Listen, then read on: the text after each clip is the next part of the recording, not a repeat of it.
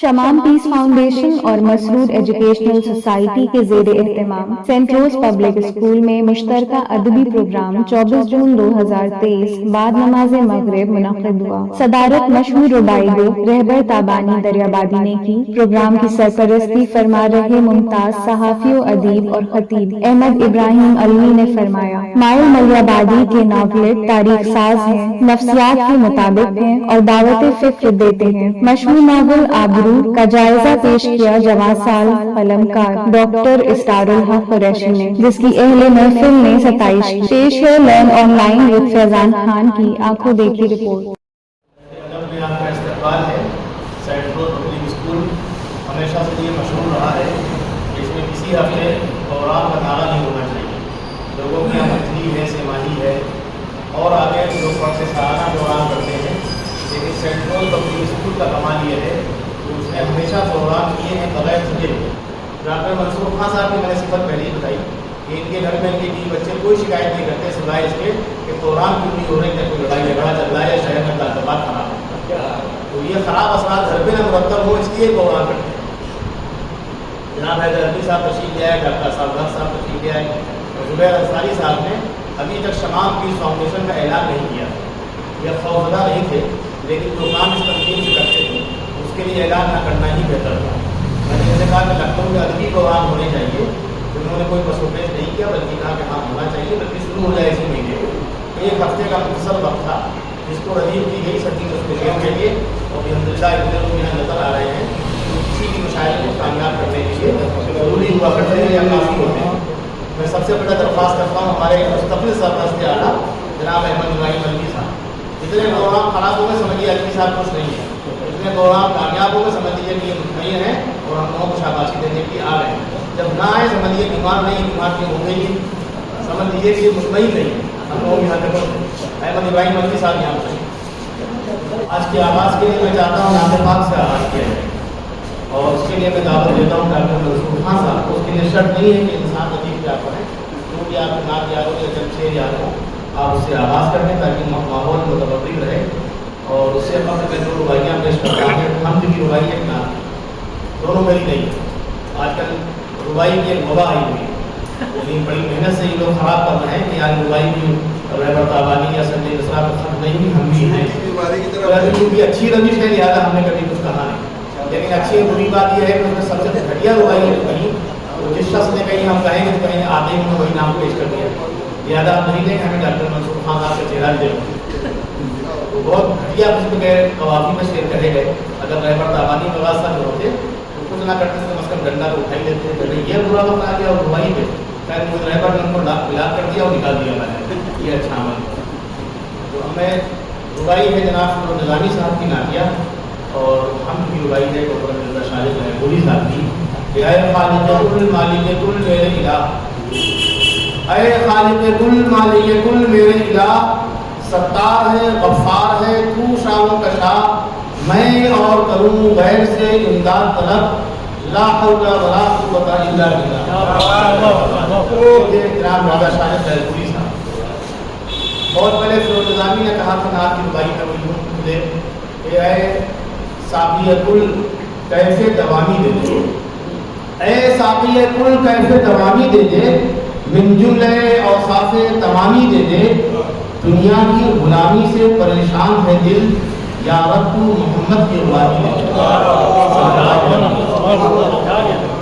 ان دو رباعیات کے بعد میں چاہتا ہوں جناب منصور حسن خان صاحب تشریف لائیں اور آج کا آغاز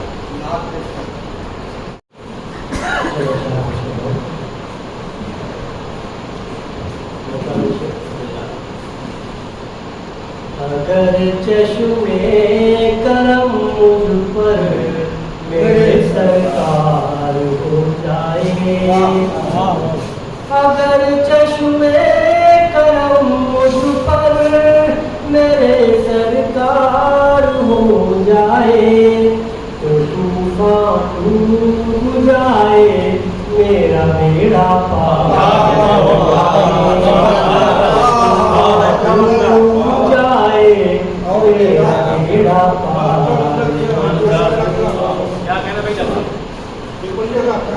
اگر چشمے کرم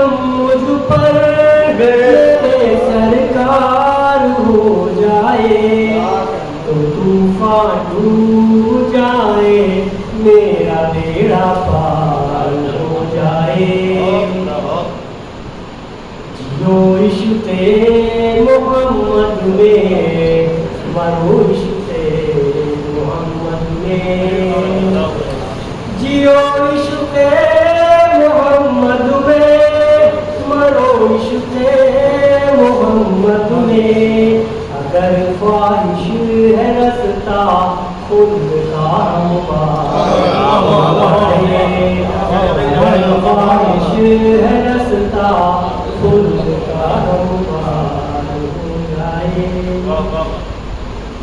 کسی مسلک کسی مذہب کا ہو کوئی میرے سرکار کسی مسلک کسی مذہب کا ہو کوئی میرے سرکار جو صورت آپ کی دیکھے اسی کو پیار جو صورت آپ کی دیکھے اسی کو پیار ہو جائے اگر میں چھیڑ دوں ذکرے جمال و حسن پیغمبر اگر میں چھیڑ دوں ذکرے جمال و حسن پیغمبر تو ایک دھوبی کہانی مصر کا بازار تو ایک دھوبی کہانی مصر کا بازار یہی کہتے ہوئے منصور پہنچیں گے مدینے تک یہی کہتے ہوئے منصور پہنچیں گے مدینے تک الہی کملی والے کا ہمیں دیدار الہی کملی والے کا ہمیں ہمارے کام مجھے دیدار ہو جائے ہر مومن کی تمنا یہی ہے رضوان فاروقی نے بہت پہلے اس نے کہا تھا کہ بے شک ہمیں بھی ہوگا مقدر پہ اپنے ناز بے شک ہمیں بھی ہوگا مقدر پہ اپنے ناز اللہ کے رسول جو آ جائے بے شک ہمیں بھی ہوگا مقدر پہ اپنے ناز اللہ کے رسول جو آ جائے خواب میں بہت اچھا ماحول کا دیا منصور خان صاحب نے امید ہے کہ یہ محفوظ اسی طرح کامیابی کے ساتھ آگے بڑھے اور کامیابیوں سے ممکنار ہو آج کا عنوان ہے انسان بدیل بھی یہی ہے عنوان بھی یہی ہے کوئی دوہا کہے لفظ کہے یا کچھ بھی کہے افسانہ بھی لکھے تو کوئی حل نہیں ہے لیکن ہم نے طے یہ کیا کہ ہم صرف شاعری نہیں کریں گے عام طور پہ ہوتا یہ ہے کہ شاعر کو نثار سننا نہیں چاہتا اور نثر کو یعنی بولنے والے کو شاعر سننا نہیں چاہتا شاعر اپنے کمروں سے مشاعروں پر برآمد ہوتے ہیں جب ملکی یا مقدر اپنی بات کہہ کے نکل جاتا ہے تو وہ تضاد مجھے ختم کرنا تھا ایک امتزاج پر برپا کرنا تھا تو نثر و نظم کا بھی امتزاج ہے اور غم و خوشی کا بھی امتزاج ہے یعنی آج ہمارے شہر میں بہت ہی معمر اور معتبر ادیب تھے جناب سلمان قریشی صاحب ان کا مثال ہے تقاضا یہ تھا کہ محفل ملتوی کر دی جائے لیکن محفل کہہ دیتے ایک دن 2 دن 3 دن 4 دن بلاخر نشست ہونا اور محفل یہی کیوں ملتوی کی جائے جب وہ موت زندگی کی کشمکش میں تھے تقریباً 15 روز 11 روز وینٹیلیٹر پہ رہے تو اردو کے بڑے پروگرام 3 دن تک اردو اکیڈمی کے ہوتے رہے تو انتقال کی خبر ہی کی ہے شرط کی اسلام کا فتویٰ تو یہ ہے کہ ایک طرف لڑکی کی شادی طے ہے خوشی کا ماحول ہے عصر کے بعد نکاح ہوتا ہے اس میں مٹی کھائی جاتی ہے کوئی کام کسی کے لیے رکتا نہیں ہے ہمیں کرتے رہنا ہے یہ ضرور ہے کہ جانے والوں کو ہم اچھے الفاظ سے یاد کریں ہم یہ طے کریں کہ آئندہ نشست ہوگی وہ شاہنواز قریشی صاحب کے نام سے ہو اس میں جو گفتگو ہوگی اس میں بہتر ہے کہ شاعر بھی مقام کے لیے گئے اور جو اہم ادیب شہر کے ہیں ان کو بلایا جائے اور شاعری کے ساتھ وہ کام بھی ہو نثار اپنی گفتگو کریں اور اپنے گھر جا سکتے ہیں بغیر تکلف اس کے بعد یہ شعر و شاعری ایسے ہی ان کا شاعری سے کوئی زیادہ واسطہ نہیں تھا مرحوم کا شاعری سے نوبت دم اٹھتا ہے اس لیے کہ شاعری کی بات کو موضوع کرنا پڑتا ہے جس کو یہ ہلکا بتاتے ہیں وہ اتنا بھاری ہے کہ پوری لائف میں ایک پروفیسر ایک مزرا مان کے اڑا سکتا ہے کہہ نہیں سکتا یہی حال انجینئر ڈاکٹر کا بھی ہے تو شاعری کہیں بڑی چیز ہے شاعری سے انقلاب آتا ہے اور نثر سے تعبیر بھی کیا ہے دونوں کی اہمیت کو سمجھنا چاہیے تبھی ہم طالب علم برقرار کر سکتے ہیں تو آج کا ماحول درجہ بالکل ملا جلا ہے غم و خوشی کا جب رخ میں انتظار ہے آج اور فضائے وقت بہت ہی غزل مزاج ہے آج، تو ہم کسی کے لیے دنیا کو روک نہیں سکتے، یہ خدا کا نظام ہے۔ شاہ نواز صاحب چلے گئے، ان کا بدل تو نہیں ہے کوئی، لیکن ہم ان کو یاد کرتے رہیں گے، سال میں کم از کم ہر سال 14 جون کو، اگلے مہینے 14 جولائی کو ہم لوگ پروگرام یہاں کریں گے، جب جو بھی سنیچر کی ڈیٹ پڑے گی اس میں ان کو یاد کیا جائے گا۔ اب میں چلتا ہوں، جناب ڈاکٹر صاحب کو دعوت دی ہے، نسل کے میدان میں نوجوانوں کی ضرورت ہے، اور رنگی صاحب نے جن لوگوں کو محبت سے دیکھا ان میں ایک نام صاحب کر دیا، یعنی ہمارے ساتھ ساتھ ان کو بھی کافی نگراں ہے، یہ نام لے لے لیکن کہیں نہ کہیں انوی صاحب بھی ہیں، تو انہوں نے مائل مری آبادی صاحب نے جو گفتگو کے لیے بلکہ مقالہ لکھا ہے، ضرور مقالہ گفتگو کی ہو ہم لوگ سنیں گے، اس کے بعد احمد اکائی نقوی صاحب سے گفتگو کریں گے آج کے ماحول پہ وہ مقالہ۔ مائل مری آبادی کے ناول آبرو کا تخلیق ہے، ڈپٹی نذیر احمد، وطن سرشار، اس کا چپرائی، نیاز ملکوری، اظہر قریبی، نسیم انوری، علی اقبال حسینی، عادل رشید، وحشی محمد آبادی، اقبال محمد توسیع، قدرت حیدر، ناول نگاروں میں مائل مری آبادی کو مقام اس یہ رکھتے ہیں کہ وہ ایک تاریخی اور تہذیبی ناول نگار ہے۔ ان کا اسلوب جداگانہ اور پیشکش نظری ہے، ان پر کئی تحقیقی مقالے منتشر ہو چکے ہیں، کام تو ان پر بہت ہوا، لیکن ادبی دنیا کی جانب دارانہ روش نے مجھے احساس دلایا کہ مائل کے فن اور شخصیت کا بابانگد اور اہتمام ہونا چاہیے۔ اسی خاموشی میں مائل کی صدا ہمیں ایک بار پھر سنائی دینی چاہیے، وہ بھی پوری تیاری کے ساتھ۔ انہیں احساسات کے بعد ان کا ناول آبرو میرے طرف ہمارا ڈاکٹر میرے والد کے ذریعے میری میز تک آیا۔ ان کے ناول مرگ یزید 1953، احمد 1955، نوروز 1958، آبرو 1971، مرہم 1972، فاروق اعظم 1980، بازار، عرب کے علاوہ تاریخی ناول ہجرت، کعبہ سے کربلا تک، نظر طوفان، پاسبان، سماجی ناول زیتون، نیا آدمی، صرف تیسری منزل، یہ زندگی کے میلے، نسیم کو لوگوں سے شائع ہوئے۔ اس وقت گفتگو مائل کے ناول آبرو پر ہے۔ ناول آبرو میری ولادت 1972 کے ایک سال پہلے وجود میں آیا۔ یہ ایک شاہکار ہے، اس میں ناول کی تمام خوبیاں موجود ہیں۔ ناول لکھنا آسان نہیں، تاریخی ناول لکھنا اور مشکل ہے، اس لیے کہ اس میں تاریخ کو بنیاد بنا کر ماضی سے تمام لوازمات سمیٹنے ہوتے ہیں۔ دونوں کا بوجھ برداشت کرنا بڑی طاقت کا کام ہے۔ یہ کام پٹھان مائل مری آبادی نے اپنے مضبوط کاندھوں پر اٹھایا، اس سے ان کے بڑے قلمکار ہونے پر ہمیں انکار نہیں ہے۔ ان کا ناول 9 ابواب اور 180 صفحات پر مشتمل ہے۔ یہ ناول خود میں مکمل اس لیے ہے کہ یہ عورت کے پیٹ میں 9 ماہ کے حمل کی طرح میچور ڈیلیوری سے وجود میں آتا ہے۔ اسے پڑھ کر قاری کو احساس ہوتا ہے کہ یہ مالیہ آباد کے پکے ہوئے آم کی طرح ہے۔ ہمیں اس کی پختگی کا اعتراف کرنا پڑتا ہے اور ناول ہمارا اپنا معلوم ہونے لگتا ہے۔ مائل کے فن کی خوبی یہ ہے کہ ان کے یہاں گہرا مطالعہ اور عمیق مشاہدہ ہے، ساتھ ہی تاریخ، تہذیب اور فن تینوں کے ساتھ مکمل انصاف۔ ناول آبرو کا موضوع قحط بنگال ہے۔ اس موضوع پر دنیا کے متعدد قلمکاروں نے لکھا ہے، مزید اس لیے لکھنے کی گنجائش رہے گی کہ اس موضوع کو دیکھنے والی نظریں پیدا ہوتی رہیں گی۔ انہیں مخصوص نظروں میں ایک نظر مائل کی بھی ہے جس نے اسے ایسی باریک بینی سے دیکھا اور اس طریقے سے پیش کیا کہ ذہنوں سے اعتراف کرنا پڑتا ہے۔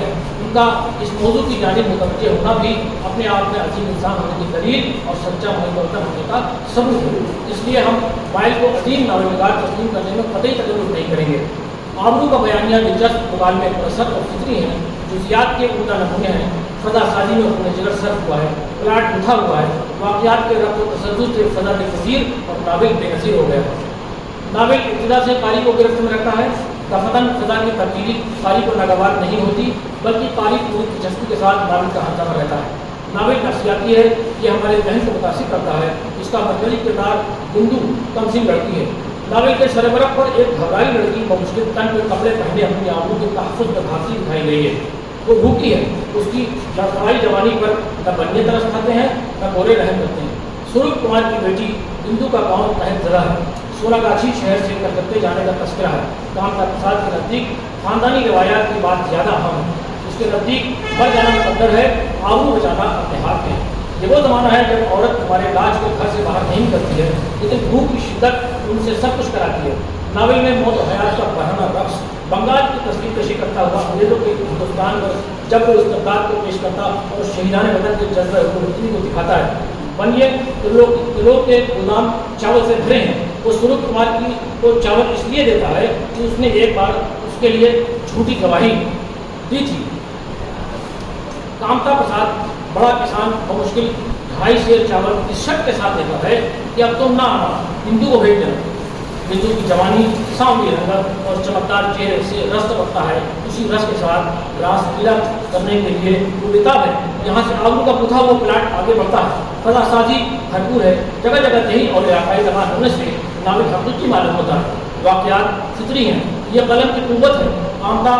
کامتا تھوڑے چاول دیتے ہوئے بندو کے جسم پر ہاتھ پھیرتا ہے، بندو کا جسم کانپتا ہے، اسے لگتا ہے کہ اس کا جسم زمین میں دھس جائے گا۔ یہ ماجرا بھانپ کر بات کی آنکھیں اشکبار، بندو کی نظریں شرمسار ہو جاتی ہیں۔ وہ چاول جل جانے کی فکر سے باورچی خانے کی طرف دوڑتی ہے۔ یہ جملہ علامت نگاری کی بہترین مثال ہے۔ آبرو میں اس طرح کے جذبات کو پیش کر کے مائل نیک دلوں کی سب تیار کرنے میں کامیاب ہے۔ بندو کی خالہ کملا 2 دن سے امرود کے پتے کھا کر گزارا کرتی ہے۔ بندو ازراہ ہمدردی اسے اپنے ساتھ لے جاتی ہے، لیکن کامتا کے یہاں کا نظارہ حیران کن ہے۔ وہاں گاؤں کی لڑکیاں چاول لیے نکلتی ہیں، ان کی نظریں کہتی ہیں کہ بھوک میں سب کچھ جائز ہے۔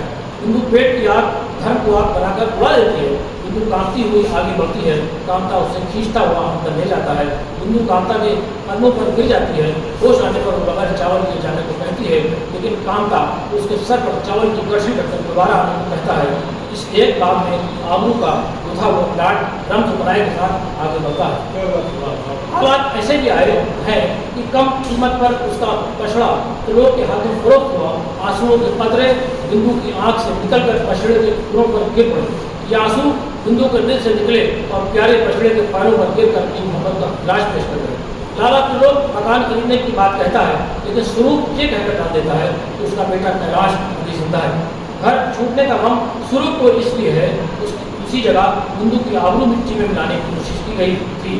بندو نادان تھی، اس لیے اس کے آنسو گنگا جمنا کی طرح بہ رہے تھے۔ ہاوڑا سفر میں چاول لیے اور بیمار بعد میں دم ہو گیا۔ آخری وقت میں بیٹی سے یہ پانی نہیں کیا کہ اس کی آبرو پر آنچ آ چکی تھی، اس کے ہاتھ سے پانی پینے سے وہ جنت میں نہیں جائے گا۔ بات کی لاش کی قبروں کے ذریعے چھپانے لگی۔ یہ المناک سانحہ ہمارے اندر انسانی جذبات ابھارتا ہے۔ ایک باپ کے نزدیک صرف بندو کی آبرو کا تحفظ ہی نہیں ہے، وہ پورے خاندان کو قحط سالی سے نجات دلانے کی آرزو رکھتا ہے۔ اس کی وجہ سے پورا گاؤں پہلے پہلے ہوتا جا رہا ہے۔ آبرو بے قیمت ہے، زندہ رہنے کی ہر ممکن تدبیریں کی جا رہی ہیں، گاؤں کی زندگیاں فنا ہو رہی ہیں۔ فاقہ کشی میں بھی سروپ کمار کو جنت و جہنم کی فکر ہے، اس سے سروپ کمار کے بڑا انسان ہونے کا پتہ چلتا ہے۔ باپ کے مرنے کے بعد بندو سونا کاشی بڑے ڈرامائی انداز سے لائی جاتی ہے۔ یہاں عورتوں کی گرم بازاری ہے، بندو کی میلی کرتی اور دھوتی بدل کر ریشمی کپڑے پہنائے جاتے ہیں۔ یہیں اس کے بھائی کیلاش کے ملنے اور بندو کو نہ پہچاننے سے اس صدمے سے گر پڑتی ہے۔ گاڑی مان اسے اپنے ساتھ لے جاتا ہے۔ یہاں رشتوں کی پامالی کا مرثیہ ہے۔ بندو اور کیلاش کی محبت کو بھوک ملے جاتی ہے۔ اب بندو کلکتے میں رحمت گاڑی مان کے ساتھ رہتی ہے۔ یہ ایک نیک دل محب وطن ہے۔ رحمت بندو کا ہر خیال رکھتا ہے۔ بندو بھی عرصے کے بعد اتنا خلوص محسوس کرتی ہے۔ رحمت بندو کی آبرو کا تحفظ تو کرتا ہے، لیکن اس کا دل خون کے آنسو ہوتا ہے۔ اس کے نزدیک آبرو یورپ اور امریکہ کی نظر ہو چکی ہے۔ بدری ناتھ کا لڑکا کالی پرکاش گھر کے معاملے میں سخت ہے۔ وہ بندو کو کسی مسلمان کے ساتھ رہنے سے اسے ہرگز برداشت نہیں۔ یہاں مقامی جاندار ہیں، پورا گاؤں مل کر رحمت کی ہر چیز ہاتھ میں ملا دیتا ہے، لیکن رحمت بندو کی آبرو کی حفاظت بغیر کسی تعصب کے کرتا ہے۔ اس کے نزدیک آبرو کو مذہب کے خانوں میں تقسیم نہیں کیا جا سکتا۔ آبرو کا یہ عالمگیر تصور انسانی برادری کے لیے عبرتناک ہے، لیکن یہاں سماج کی تنگی ہے۔ انہیں یہ گوارا نہیں کہ کوئی ہندو لڑکی کسی مسلمان کے ساتھ بھلے ہی وہ طوائف بن جائے، طوائف کرنا ان کے نزدیک عیب نہیں ہے۔ رحمت آگ میں جھلس چکا ہے، ہندو دوا لینے بازار جاتی ہے، ان حالات میں اسے کیلاش ملتا ہے، لیکن اب کی مرتبہ ہندو خود بھائی کی محبت کے آگے رحمت کی فکر کرتی ہے، کیونکہ وہ اس کے لیے باعث رحمت ہے۔ پورے ناول میں ڈرامائی کیفیت کو بنائے رکھا گیا ہے اور سب کچھ حقیقی معلوم ہوتا ہے۔ بندو اب رمیش بن کر شیام سے ملتی ہے، کہانی سلامت روی سے آگے بڑھتی ہے۔ رحمت اسے جینے کا سلیقہ سکھاتا ہے۔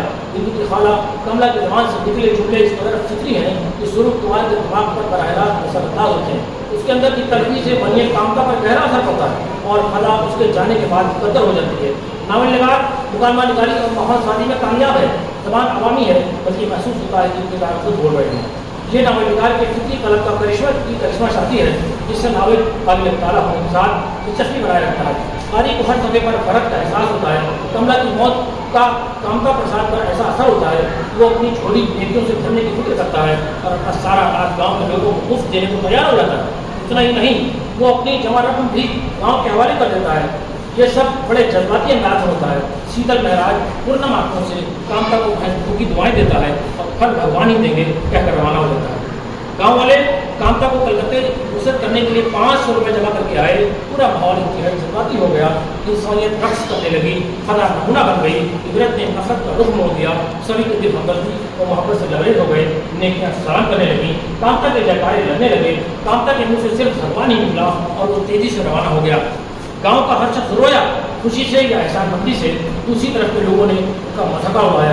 ادھر مریض رحمت نوجوان رمیش شیان کے گھر پہنچے جہاں سرلا کے دل میں نوجوان رمیش کے لیے محبت کے جذبات بڑھتے ہیں.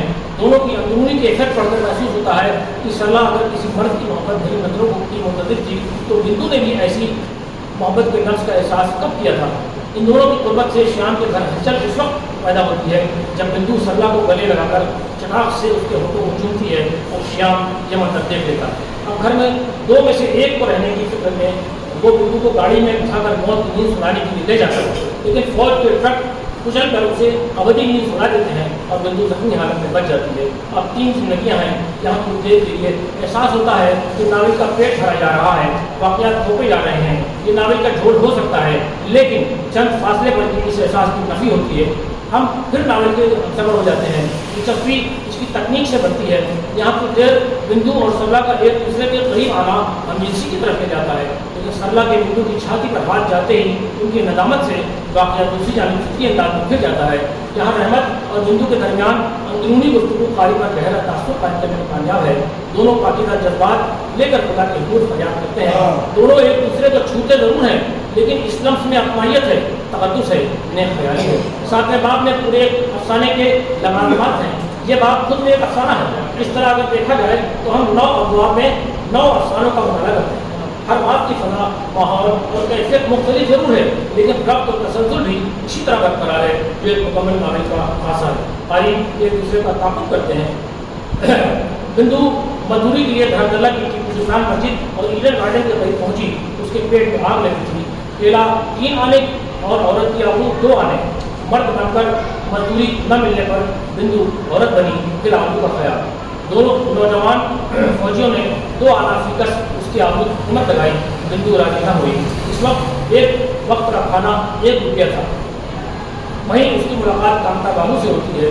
وہ اپنے سینے پر نادم بندو کو تلاش کرنے اور کلکتہ سے گاؤں لے جانے آیا تھا. دونوں کے بیچ دکان میں جاندار ہیں. گناہگار کامتا کا شدت احساس اسے یہاں تک لے آیا کہ اس نے نوٹوں کی گٹیاں بندو کے قدموں میں ڈال دی اور کلکتہ کی سڑک پر اپنے گناہوں کی کٹسی اٹھا کر پھینک دینے کو تیار ہو گیا. وہاں اس کی لاش ٹوٹتے ہی نوٹ ڈالے. یہی اس کے گناہوں کا کفارہ ہوگا. یہاں آدمیت اور انسانیت بلند ہو جاتی ہے. پاکیزہ جذبات کا غفور اس شدت سے ہوتا ہے کہ حوثی کامتا کو معاف کرنے بھی چاہتا ہے. بہرحال اسی طرح ان دونوں کی ملاقات رحمت سے ہوتی ہے. وہ غصے سے بھر جاتا ہے اور بندو کے ساتھ چلنے سے انکار اس لیے کرتا ہے کہ گاؤں والے مسلمان کو بندو کے ساتھ بالکل گوارا نہ کریں گے. لیکن بندو رحمت کے احسان پر اسے نہ چھوڑنے اور ساتھ لے جانے کی ضد کرتی ہے. یہاں رحمت اور بندو، ہندو اور مسلمان فردوں کی اصل پر زوردار بحث ہے.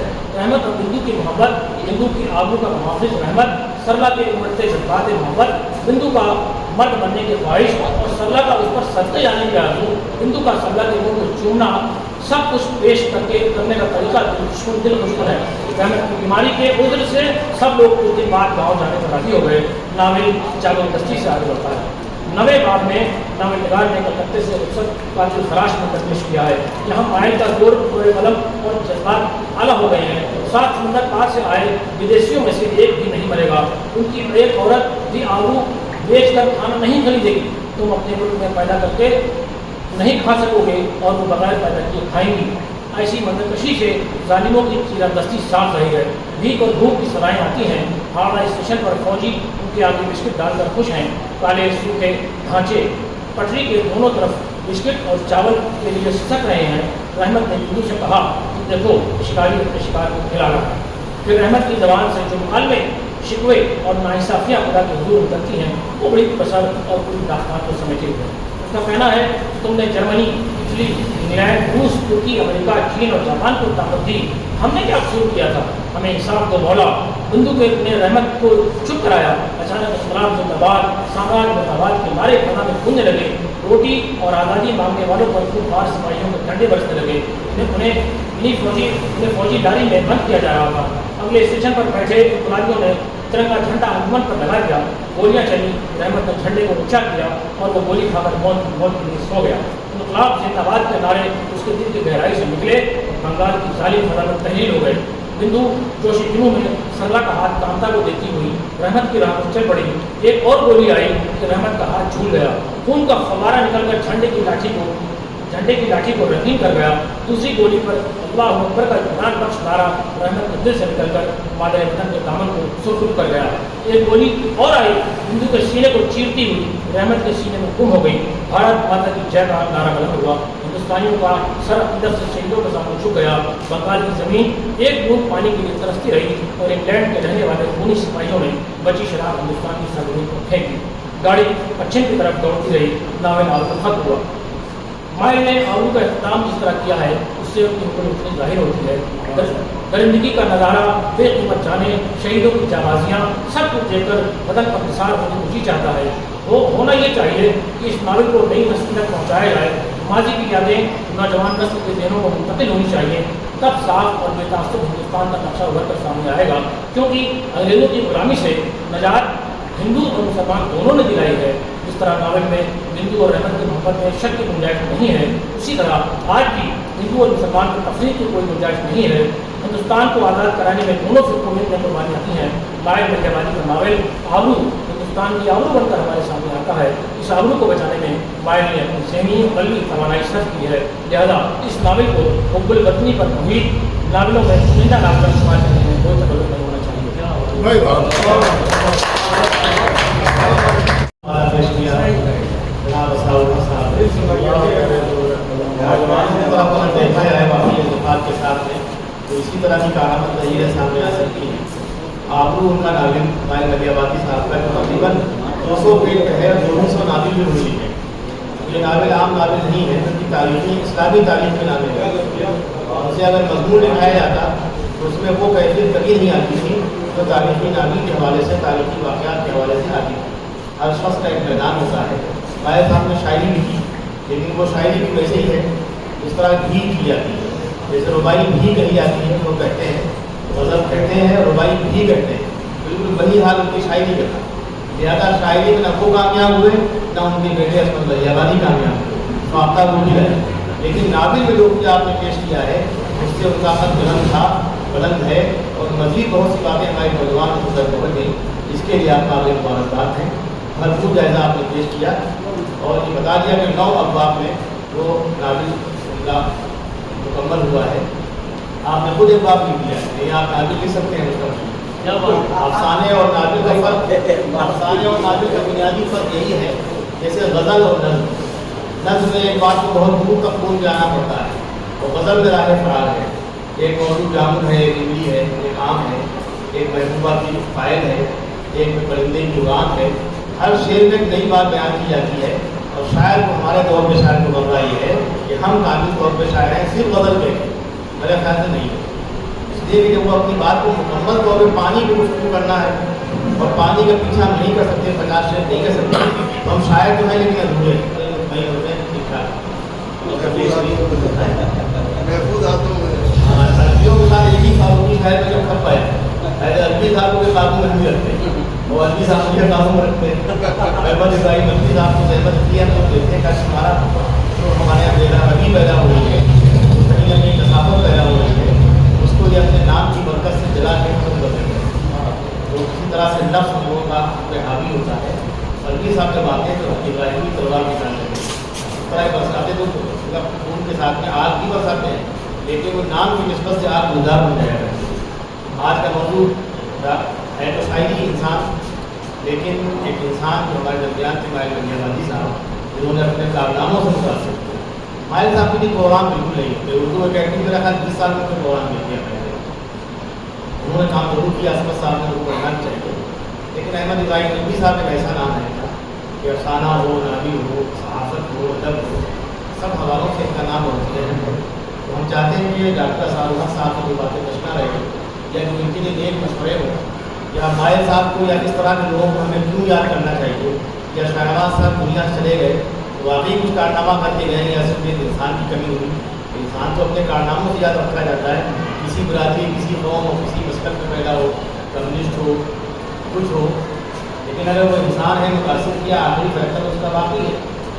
जैसे मौलवी साहबान रोज़ जन्नत जहन्नम को फैसला करते हैं, तो ये खातून ने हमारे शहर में कहा जो बता रहे हैं वो इस तरह हाल दोज़ख का, जब तक ये दोज़ख तो तक काम है, कहीं कोई अच्छी खबर है नहीं, बता रहा है वो इस तरह हाल दोज़ख का कि जैसे हज़रत वाइज़ वहीं से आए। कम अज़ कम इस तरह की कैफियत नहीं होना चाहिए शहर में से, जैसे बल्कि राबिया बसरी वाला रवैया होना चाहिए, एक हाथ में आग है, एक हाथ में पानी है। राबिया बसरी बस की चीज़ नहीं थी, लेकिन एक कैफियत का नाम राबिया बसरी था। पूछा भाई क्या है, तो हम चाहते हैं जन्नत को जला दें और दोज़ख को जला दें। क्यों? तो कहा कि लोग इसके खौफ में इबादत करते हैं, इसकी लालच में करते हैं। होना चाहिए खुलूस, अल्लाह चाहता है इबादत खुलूस की, जिसको नज़म बनाओ तिजारत करते हैं। तस्लीम फारूकी ने इसी से उन्होंने कहा कि अब इबादत भी तिजारत की तरह होने लगी, अब इबादत भी तिजारत की तरह होने लगी, सर को सजदे से उठाते हुए सिला चाहते हैं। इस तरह से कहीं पुरखुलूस मामला होना चाहिए कि अल्लाह ताला अल-वाहिद है, बहुत बड़ा देने वाला है, तो इसकी एक्टिविटी हम लोग हैं, इनके क्या जुल्म होगा। ये सब इसलिए है, मुहासमे वगैरह का मामला बार बार कहा जाता है ताकि हम मेरा सौ न हो। जैसे वालदैन डांटते लपटते हैं, वरना खाली जान करेंगे नहीं करा, बच्चा क्या बनेगा, अंग्रेज बन जाएगा, बाकी कुछ नहीं बनेगा।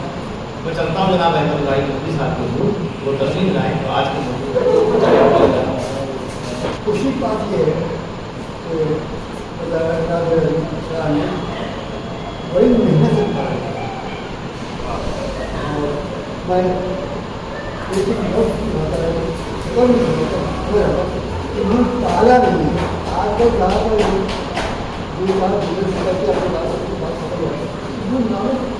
पढ़ा है, समझा है और उसके बाद समझाने की कोशिश की। जब कोई आदमी कुछ समझ करके समझाता है तभी उसको समझ होता है। हमारे बहुत कामयाब नाम और बहुत ही संगीत से, बहुत ही ईमानदारी से, बहुत जानकारी से, बहुत ही खामोशी से लिखते थे। मेरे बात आज उनकी बहुत सी तहरीरें हैं, बहुत अच्छा करता, बहुत महीन लिखते थे। एक कागज़ के ऊपर उनके इतने सवाल आए थे कि आज समय में 10-15 मिला पड़ता, कहीं काटते नहीं। आज उनकी तहरीरें बहुत है, कितने ही उनके मज़ामी कितने जानने चाहते। आज बात होती कि यहाँ हवसी का इतना सब कुछ इन्होंने किया, उनके यहाँ तो ऐसी चीज़ पकड़ गए कि आप ये नहीं करना है। उन्होंने दुनिया को देखा था, पढ़ा था, समझा था और खाली मजाक उठाई करके मजाक को रखने वाला काम किया। वो दुनिया घूमे और आपको मालूम है बंगाल के सोनाक्षी बहुत नाम देता है। वहाँ जो कहते बंगाल हुआ, जो हिंदुस्तान की तकसीम से पहले जो फसादात थे, जो इंतखाबात के वक्त बताया थे, उनके बारे में वही सब शिकायत से देखा है। उन्होंने देखा था क्या बेबसी है, क्या मजबूरी है, क्या क्या कैसे मजबूर इंसान है। आज भी औरत को अजीज है, बेटी को कैसा वक्त होता है और अपनी इज्जत से आता जान करवाता ऐसा होता है। ऐसा वक्त आने के लिए उन्होंने मंजर भी खींचा कोई ऐसा ऐसा हुआ। वो उनकी तहरीर है, साबित करने के हालात ऐसे थे कि कोई नहीं चाहता था, लेकिन जो भी चाहता तो हो गया। आज जो हो रहा है हम देख रहे हैं, हम नहीं लिख पा रहे हैं, हम मजबूर हैं। हम अगर लिखना चाहेंगे तो पकड़ जाएंगे, नहीं लिख पाएंगे। उस जमाने में जब अंग्रेज़ों की हुकूमत थी, हर घर पे बंदिश थी, उसमें उन्होंने ऐसा नहीं किया। हमें यकीन आज महसूस करेंगे इस नावल में, इस उसके तजिए ने, उनके मकाले ने हमको मजबूर किया कि हम कुछ सोचे, हम क्या लिख रहे हैं, क्यों लिख रहे हैं, हमारे लिखने का मकसद क्या है। हम सब कुछ देख रहे हैं, सब कुछ अखबारों में हो रहा है, हाँ बात, लेकिन इसका मतलब कि हमारे पास वो दिल नहीं है, वो दिमाग नहीं है जो हमारे पास काम करता है, हमारे लिए याद करता है। इसलिए उस तारीख की तशरीहों की और उसके लिए मकाले का इस मकाले को दूर तक जाना चाहिए, नई नस्ल को पता करना चाहिए कि वो इसको पढ़े और समझे, ताकि इसके पढ़ने में मकसद ये होता है कि कोई जज्बा पैदा हो, ऐसा जज्बा पैदा हो जिससे इनकलाब की उम्मीद हो सके। कि ऐसे आज हमारे सामने हिंदुस्तान आ रहा है, आज हम आज हम से बात कर रहे हैं कि कोई कहाँ बन रही है हमारी हिंदू अपनी हो जाती है, तो ऐसा धीरे धीरे माहौल बनाते और हर तरह की परीक्षा थी, हर तरह की कोशिश हुई। उसके बाद लेकिन वो कुछ लिख करके चले गए, इसलिए आज हम सब धीरे इसी बात की कि हमारे नौजवान ऐसा मौजूद तलाश है कि आज के आपने नहीं जा सकते। बहुत से नावल हैं, लेकिन तारीखी नावल है, मजहबी नावल है, और तारीख तो और नफ्सियाती नावल है, मजहबी नावल है, बात चीज़ें उनकी ऐसी हैं जो उसमें नहीं सका, शायद नहीं कर सका, तो बस नहीं ऐसी चीज़ वो बहुत बड़े बड़े दिमाग चाहते थे जो सोचते थे जो सोचते थे। आज हमें ये जज्बा नहीं है, तो बात से आम कह रहा हूँ, अगर हमें इतनी ईमानदारी पैदा करती कि आज हम देश में उनके जज्बे का मुकाबला करें तो शायद हम भी कामयाब हो सकें। इसलिए आज हमें कोई मायल का लेवाती नहीं लगा, हम ज़्यादा बचवा और नफसियात और सियासत पता नहीं क्या क्या इसके अपने नावलों में समझ जो है वो नहीं रहे हैं क्या, इसलिए कि हमें वो जज्बे पर जज्बा बचा दे ऐसी तहरीरें सामने उन्होंने वो तहरीर करा दी, इसलिए हमको आप लोगों की कोशिश किए, अपने कोशिश इस कोशिश से यकीनन वो लोग जो कशी में घबराते हैं वो जरूर कोशिश पैदा होगी, यकीन इसका अच्छा पैदा होगा। आप कर रहे हैं बहुत मुफीद काम, नस्ल से धर्म से काफिर और नस्ल से नस्बत भी दूसरे को करना चाहिए और नस्ल को समझना चाहिए। लर्न ऑनलाइन की जानिब से आपसे बस इतनी इल्तिजा है कि हमारे इस प्रोग्राम को लाइक, शेयर और सब्सक्राइब ज़रूर करें। साथ ही बेल आइकन दबाना ना भूलें, जिससे हमारी हर वीडियो आप तक अपलोड होने के साथ ही पहुंच सके। शुक्रिया।